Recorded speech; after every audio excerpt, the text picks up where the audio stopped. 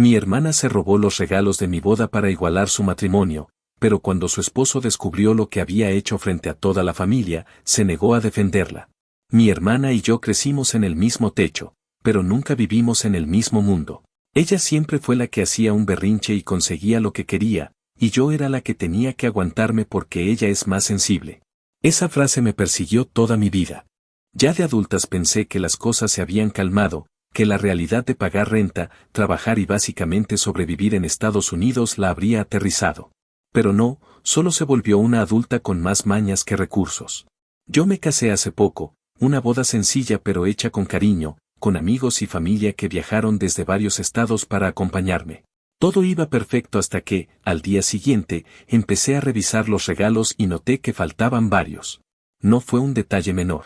Faltaban bolsas completas, sobres que mis invitados dejaron con deseos y aportes para nuestra nueva vida, cosas que se supone que deberían estar donde las dejamos. Pensé al inicio que alguno de mis primos los había guardado por seguridad, pero conforme pasaron las horas, tuve esa sensación fea en el estómago que te dice que algo huele mal. Lo confirmé cuando una prima me escribió diciéndome que había visto a mi hermana cargando un par de bolsas idénticas a las de la mesa de regalos, pero que supuso que yo le había pedido el favor. Me quedé quieta un momento, con esa rabia fría que te va subiendo despacio hasta que sientes la cara caliente. Fui a confrontarla sin rodeos, le pregunté si había agarrado regalos de mi boda y me contestó con una tranquilidad que me dejó helada. Dijo que sí, que los había tomado porque mi boda estuvo demasiado producida y que necesitaba cosas para la suya, porque según ella todo en la vida tenía que ser parejo. Cuando le dije que estaba completamente loca, respondió que no entendía por qué me ponía así, que al final todo era para la familia y que yo ya tenía suficiente. Eso fue lo que más me encendió. Ese descaro tan natural, como si no fuera un robo, como si me estuviera haciendo un favor. Intenté mantener la calma, pero cuando descubrí que no solo había agarrado bolsas sino que había abierto los sobres y tomado el dinero, ahí ya no hubo manera de contenerme. Le exigí que lo devolviera todo y me dijo que ya se había gastado gran parte del efectivo porque la boda es un gasto y que yo era una exagerada por hacer tanto drama. Mis papás, en vez de decirle algo, intentaron apaciguar la situación diciéndome que no hiciera un escándalo, que mi hermana estaba estresada. Yo les contesté que me daba igual su estrés, que eso no le daba derecho a robarme. Mi mamá se metió en medio diciendo que no quería que esto acabara con la relación entre nosotras y ahí fue cuando entendí que no podía esperar justicia de ellos, porque así como la habían criado cuando éramos niñas, así la seguían protegiendo ahora. Mi esposo estaba igual de encabronado que yo, y él fue quien mencionó que tal vez deberíamos reportar el robo. Yo sabía que mis papás se iban a poner como locos si lo hacíamos, pero también sabía que quedarme callada significaba dejarle vía libre a mi hermana para hacer lo que quisiera. Antes de dar ese paso, decidí hacer algo que ella jamás habría anticipado, contárselo todo a su esposo. A él siempre lo consideré un tipo tranquilo, incluso noble, y la verdad nunca entendí qué veía en mi hermana, pero asumí que era cosa de ellos. Le expliqué todo con calma y le mandé pruebas, porque no soy idiota, aprendí hace tiempo que con mi familia todo tiene que quedar por escrito. Él leyó todo, guardó silencio unos segundos y luego dijo que iba para la casa de mis papás. Cuando llegó, el ambiente estaba tan tenso que se podía cortar. Mi hermana intentó negar toda la historia poniendo cara de víctima, diciendo que yo estaba inventando cosas porque siempre he sido envidiosa. Yo estaba tan harta de esa narrativa que solo dije que dejara de decir estupideces y aceptara lo que hizo. Su esposo no perdió tiempo. Le preguntó directamente si había robado mis regalos.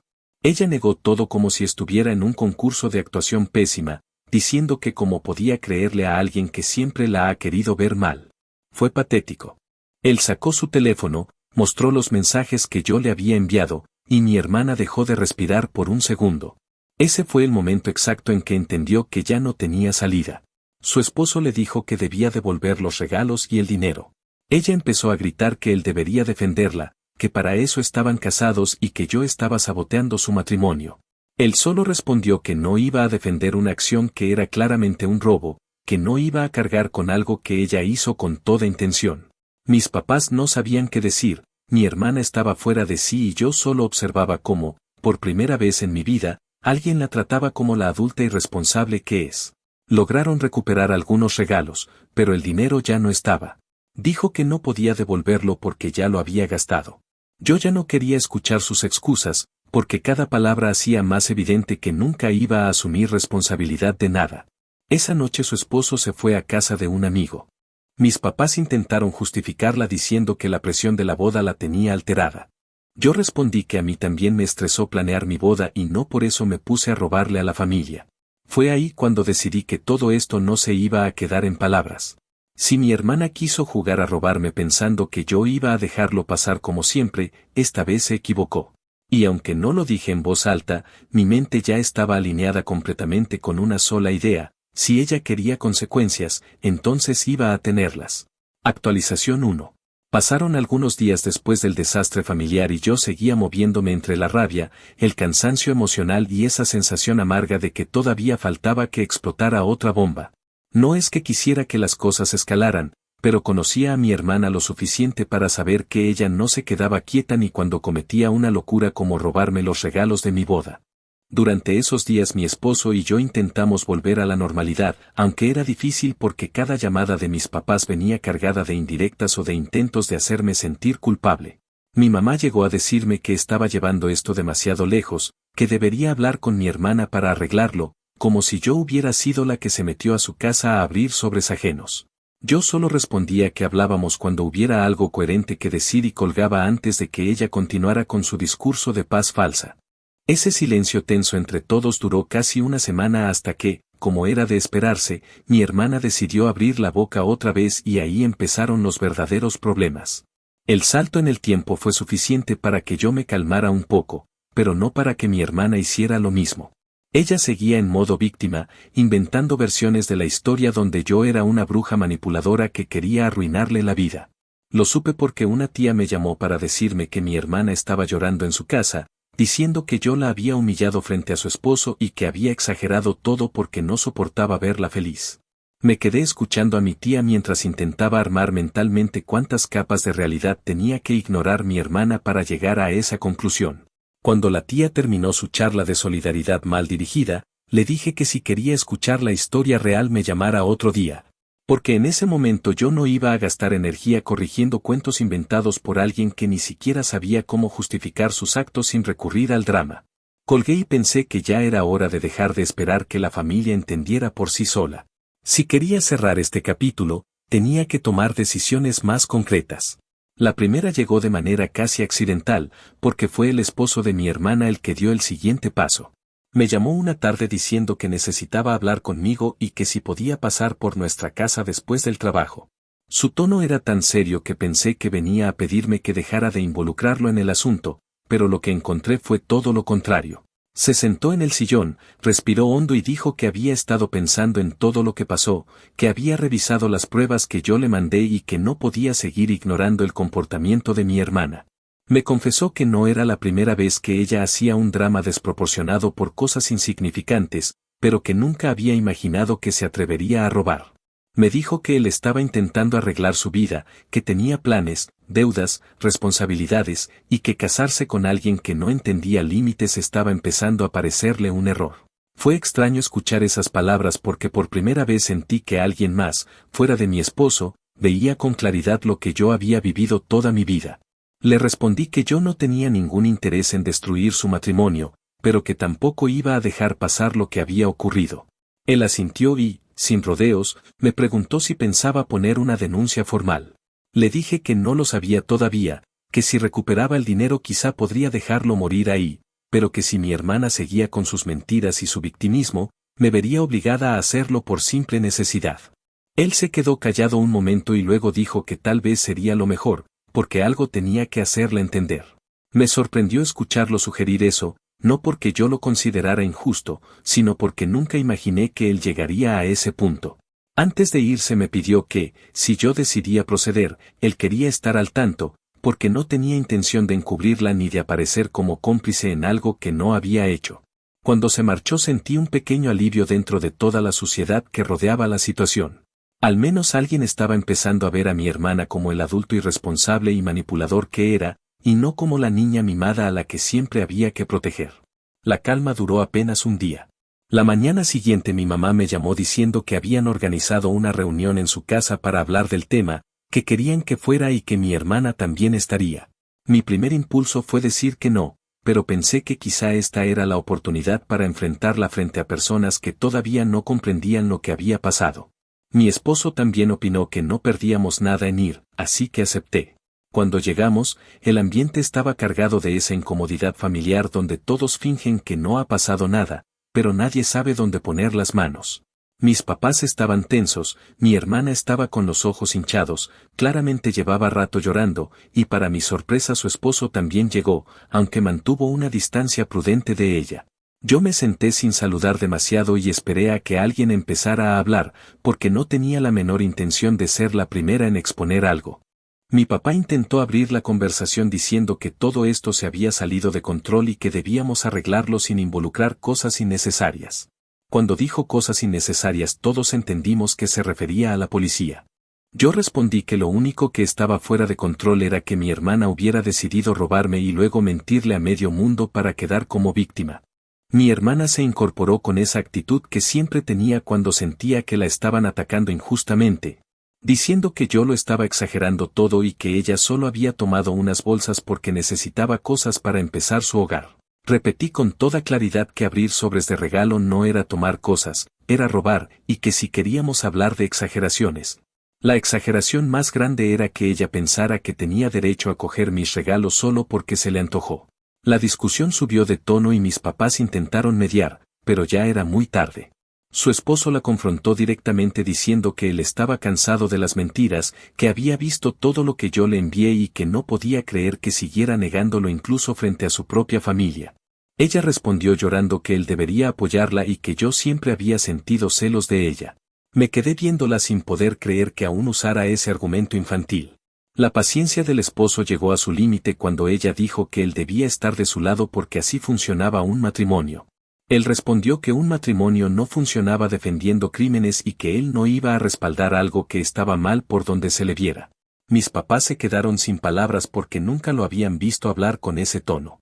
La máscara de mi hermana se rompió por completo en ese instante. Cuando la discusión se calmó un poco, él dijo que si ella no devolvía el dinero, yo tenía todo el derecho de denunciar. Dijo que él no iba a ponerse en medio ni a cargar con las consecuencias de algo que ella había hecho sola. Ella gritó que no tenía cómo devolver el dinero porque ya lo había gastado, que yo era cruel por no entender que estaba estresada, que todo era culpa de la boda y que yo estaba arruinándolo todo por orgullo. Me quedé callada porque no sabía qué más se podía decir cuando la otra persona estaba tan desconectada de la realidad. Mi esposo tomó mi mano, no para calmarme, sino para que yo no dijera algo que no pudiera retirar después. La reunión terminó sin acuerdo y, para sorpresa de mis papás, su esposo se fue sin siquiera despedirse de ella. Esa fue la primera señal real de que algo estaba cambiando. Cuando nos fuimos, mi mamá intentó detenerme para pedirme que por favor no dejara que esto destruyera la relación entre nosotras. Le respondí que yo no había destruido nada, que quien había hecho pedazos la relación era su hija desde el momento en que decidió robarme. No hubo respuesta porque no había nada que decir. Cuando llegamos a casa supe que el siguiente paso estaba en mis manos y que nada iba a mejorar si yo seguía esperando milagros de personas que nunca habían sabido manejar responsabilidades. Esa noche, después de hablarlo con mi esposo, tomé la decisión de avanzar hacia algo más formal. No por venganza, sino porque ya no podía confiar en que mi hermana entendiera límites por sí sola. Con esa idea en mente, finalmente descansé, sabiendo que lo que venía sería complicado, pero al menos sería claro. Actualización 2. Pasaron algunos días después de aquella reunión fallida en la casa de mis padres, y aunque por fuera todo parecía haberse calmado, en realidad la tensión seguía creciendo debajo de la superficie como una cuerda a punto de reventar. Mi hermana seguía sin asumir ninguna responsabilidad y, como era de esperarse, comenzó a mover los hilos a su manera para presentarse como la víctima ante cualquier familiar dispuesto a escucharla. Yo ya sabía que ese sería su siguiente movimiento, pero aún así me sorprendió la velocidad con la que logró ponernos a mi esposo y a mí como los villanos de una historia que ella misma creó. Tías, primos, incluso una vecina de mis padres me mandaron mensajes preguntando qué había pasado, todos repitiendo la misma frase disfrazada de preocupación. Que escucharon que yo había reaccionado de forma exagerada y que quizá debería disculparme para mantener la paz familiar. Leí cada mensaje con una mezcla de incredulidad y agotamiento, preguntándome cuántos años más iba a cargar con la reputación de la hermana mayor que debía aguantarse todo. Respondí solo a un par diciendo que cuando quisieran escuchar la historia completa podían llamarme, pero que no iba a justificarme por algo que no hice. Nadie llamó, lo cual confirmó que no buscaban la verdad, solo buscaban seguir en la burbuja donde siempre habían protegido a mi hermana. Durante esa semana evitamos ver a mis padres. Yo ya estaba cansada de sus intentos de minimizar lo ocurrido, como si la palabra robar fuera demasiado fuerte para aplicarla a una hija que, por más adulta que fuera, ellos seguían tratando como si tuviera 10 años. Mi esposo, que normalmente evitaba involucrarse en conflictos familiares, me dijo una noche que lo preocupaba ver cuánto control emocional seguían teniendo sobre mí. No lo dijo como crítica, sino como alguien que veía el patrón desde afuera con una claridad que yo, después de tantos años, ya no tenía. Me hizo pensar en cuántas veces yo había dejado pasar cosas solo para evitar pleitos que al final igual terminaban explotando. Su comentario me llevó a entender que esta vez no podía retroceder, que si lo hacía le estaría enseñando a mi hermana que podía cruzar cualquier límite y que yo siempre terminaría cediendo. El golpe más grande llegó a mitad de esa semana. Recibí una llamada del esposo de mi hermana, pero esta vez su tono no sonaba simplemente cansado sino resignado, casi roto. Me dijo que había hablado con ella varias veces desde la reunión, intentando que aceptara lo que había hecho, que se disculpara, que buscara alguna forma de arreglar el daño. Me confesó que ella no solo seguía negándolo, sino que lo acusaba a él de traicionarla por escuchar mi versión. También me contó algo que yo no sabía y que terminó de confirmar que la situación estaba mucho más deteriorada de lo que yo imaginaba. Mi hermana le había dicho que si él no la apoyaba, entonces no tenía sentido que siguieran juntos. Él intentó razonarlo, pero me dijo que hablar con ella era como hablar con una pared que solo te responde si la halagas. Esa frase me golpeó porque describía a la perfección lo que yo había vivido con ella toda mi vida. Me pidió que si yo pensaba proceder con la denuncia, por favor le avisara antes para no enterarse por terceros. Le dije que sí, que no tenía intención de hacerlo sin avisarle primero, aunque en ese momento todavía estaba tratando de decidir si era lo correcto. La decisión se tomó sola unos días después. Mis padres aparecieron en mi casa sin avisar, como si aún tuvieran esa autoridad que creían que jamás perderían. Mi mamá dijo que necesitaban hablar conmigo urgentemente porque la familia estaba muy alterada por cómo estaba quedando todo. Me reí sin humor, porque parecía que estaban más preocupados por el chisme familiar que por el hecho real del robo. Me dijeron que debía reconsiderar mis acciones, que mi hermana estaba muy mal emocionalmente, que había llorado todas las noches desde la reunión y que si yo la denunciaba, eso podría destruirla por completo. Les pregunté si también lloraba cuando abrió mis sobres o cuando cargó mis regalos como si fueran productos en oferta. Mi papá me pidió que no fuera cruel y que entendiera la presión de su boda. Fue ahí cuando por fin pude decirles en voz alta algo que llevaba años guardándome, que ellos no me habían protegido jamás de nada que ella me hizo, que siempre justificaron todo y que esa protección excesiva era precisamente lo que la había convertido en la adulta irresponsable que era ahora. No gritamos, pero la conversación tuvo ese peso de cosas que se dicen demasiado tarde, cuando ya no sirven para remediar nada. A los 2 días recibí un mensaje de voz de mi hermana que dejé reproduciéndose mientras ordenaba la cocina. Me llamó de todo, dijo que yo siempre había sido un egoísta, que arruiné su matrimonio, que mis regalos ni siquiera eran tan valiosos, que el dinero no había sido tanto y que ella tenía derecho a una boda tan bonita como la mía. En un punto de la grabación, incluso dijo que yo siempre había tenido mejor suerte y que ella solo estaba equilibrando las cosas. Cuando terminó el mensaje, me quedé en silencio unos segundos, sintiendo una mezcla de tristeza y rabia. Me di cuenta de que no había nada que yo pudiera decir o hacer para que ella entendiera lo que hizo, porque en su cabeza nunca había cometido ninguna falta. Esa certeza, por extraña que suene, me dio más tranquilidad que cualquier disculpa forzada que pudiera haber recibido. Con esa claridad, llamé a la policía y expliqué todo. Les dije que quería dejar asentado un reporte por robo y hurto de bienes recibidos durante un evento privado. Me tomaron la declaración sin cuestionamientos y me dijeron que alguien pasaría a mi casa para completar el proceso.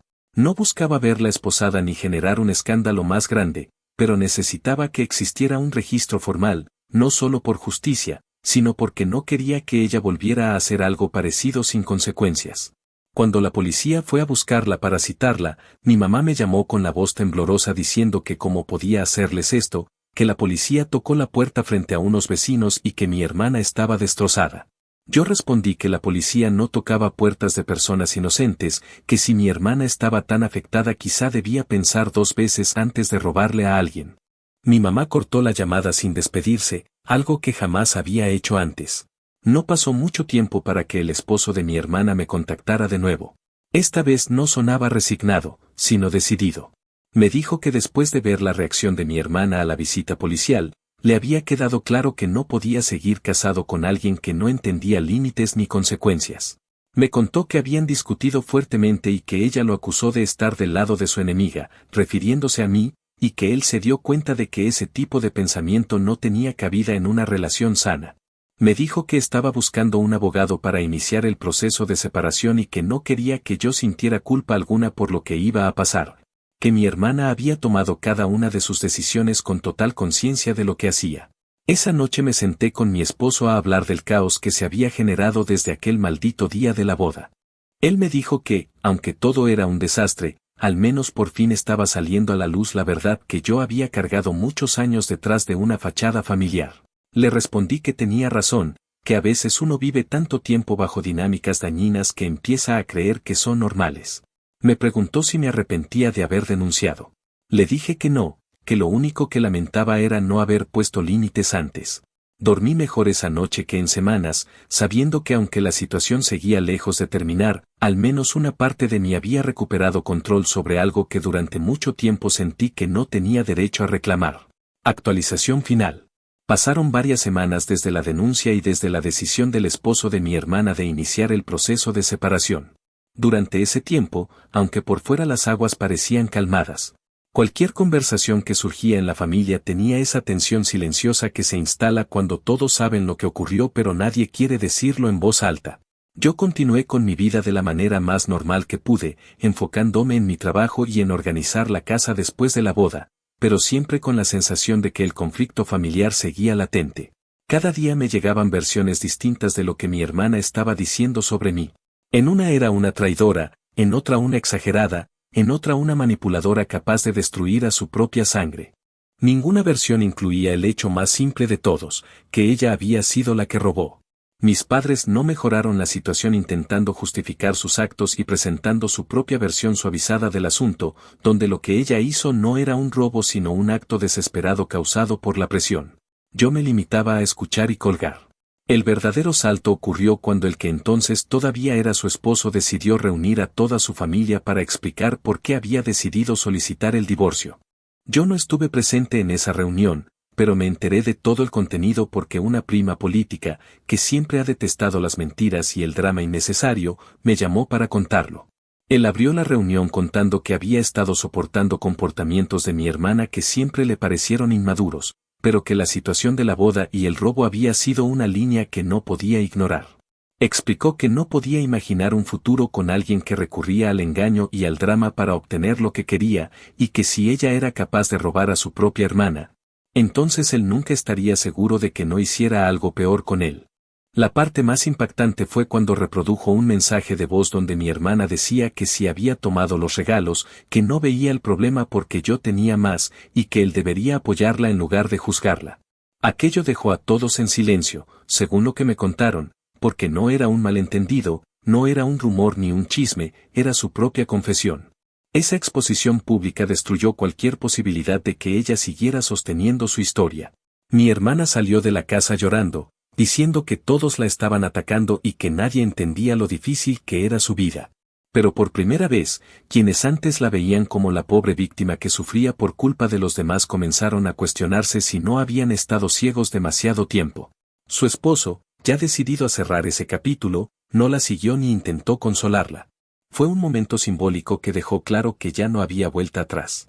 A partir de ese día, cada interacción de mi hermana con alguien de su entorno empezó a cambiar. Varias personas dejaron de responderle mensajes, otras le dijeron que no querían involucrarse en más discusiones. Mis padres, aunque seguían protegiéndola, comenzaron a recibir críticas de familiares que jamás antes se habían atrevido a señalarles lo permisivos que habían sido.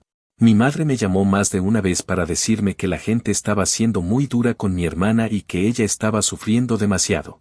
Yo respondí que eso era consecuencia de sus actos, no de mis decisiones.